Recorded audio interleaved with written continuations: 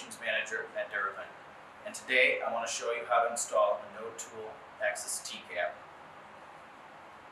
We have the Node Tool Cap, V-band, installation strip, installation plug, and outer T-cap. We begin with our standard joint connection.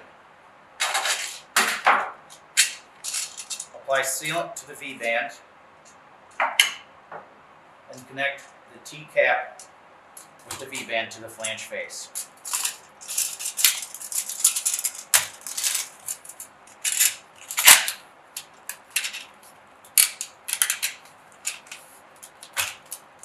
After you finish securing the V-band, grab the insulation strip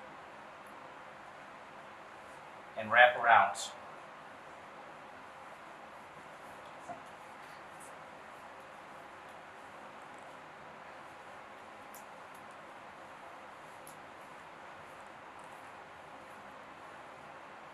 Place the insulation plug in the T-cap.